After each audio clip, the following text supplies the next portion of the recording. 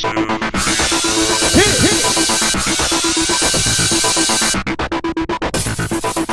everyone, welcome to tonight's recap of Top Chef Masters. Alright, we're back for another semi-final week of competition. Yeah, so the chefs this week are, or were, Yeah. Wilo, Benet, San Juan, Puerto Rico, wrong, and sorry. he's playing for San George Children's Foundation. Yes. Next up, Cindy Pawlcyn from Napa Valley, California. She's playing for Clinic Ole. Right. Ludovic Lefebvre, blah, blah. He's from LA, California. He's playing for Chase for Life. And Rick Bayless from Chicago, Illinois. He's playing for Frontera Farmer Foundation. Alright, so Kelly Choi is the host, and she announces that the Quickfire is going to be creating a dish based on a color. Oh, I love that. Draw challenge. knives. I know. So the judges, guest judges this week, Chris Oliver, Joanne Cianciulli, and Christina Peters. They all have to do with the presentation and the look of the food. Right. You know, one's like a photographer, one's a stylist. One's a stylist? I didn't know what that was. A food stylist? Okay, they got 30 Anyway. minutes. All right, Ludo. This guy made the episode amazing for me. He's so funny. Because he's an F-nut. Yeah. He personifies F-nut. Mm-hmm. He chose red. He had all kinds of problems. He forgot the tomato when he was plating. He didn't put the beet juice on the plate, Yeah. so they didn't take it out. Well, he made a steak tartare with watermelon. Right. His color was red. Well, they decided that the sauce kind of looked like blood, so Yeah. that's nasty. I think they liked it before he Yeah, sent they out the liked the sauce tartare.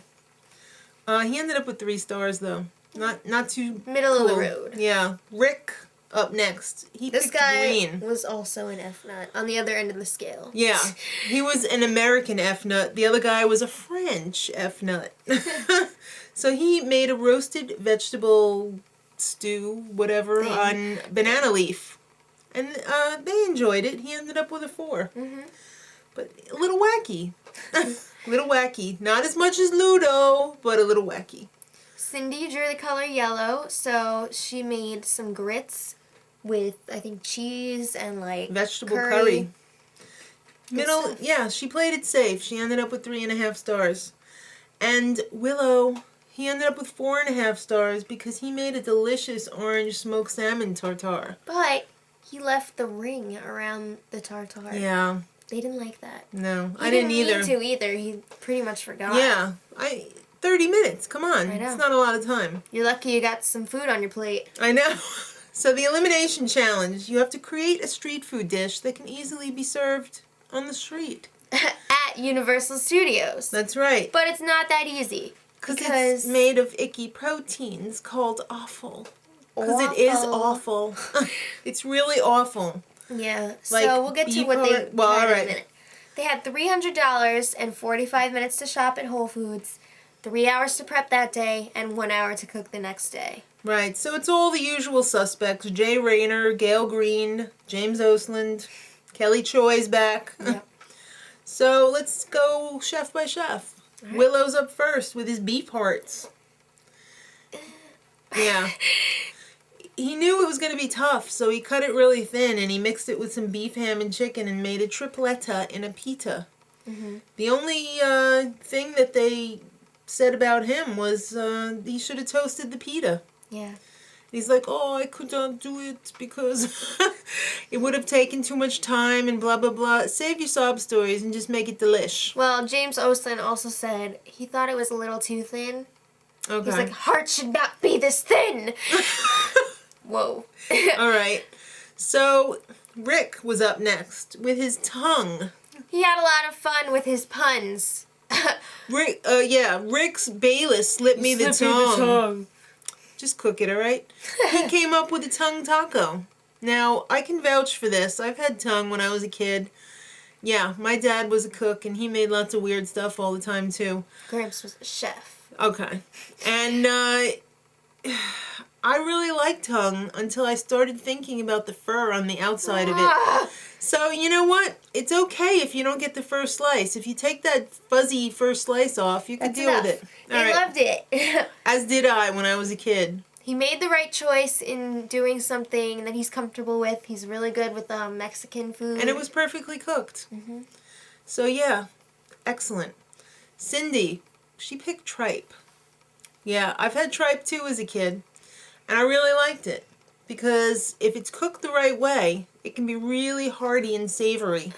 And she chose, I think, a really good dish to put it in. She made a menudo, a yummy tummy menudo. So clever. Yeah, it was a cold day that day, and it was nice to have something warm and savory to eat. Mm-hmm. So they thought that she was a little timid with it. She needed to spice it up a little bit. Under-seasoned. And I can see that because tripe is meant to be spicy because it doesn't have a lot of flavor, so you really got to add to it. Mm-hmm. So, yeah, they all thought that she needed to add more punch, but it was a good thing on a cold day. Up last, my buddy Ludo. He had pig ears. It's very difficult to cook. I mean, that's why I give them to my dog. Yeah. You know? It's mostly skin, really. So he did not want anybody helping him, especially after he didn't get his stuff plated in time in the Quickfire challenge. He was like, stay away, I want to do it myself. I don't need your help. Yeah. And he was hilarious this episode. He was always like, oh, oh, oh. So, yeah, his quesadilla, he thought was genius. And everyone else was copying with their tacos and their little pita breads. Yeah. Dude, you didn't invent the flatbread, okay? And they weren't even the same type. He had And what do you buy on the street anyway? Yeah, he had the quesadillas. He was not ready in time. He had people waiting around. I am the judge. Well, we are the client, says Jay Rayner. The chef, whatever. Yeah, okay. Oh, right. Okay.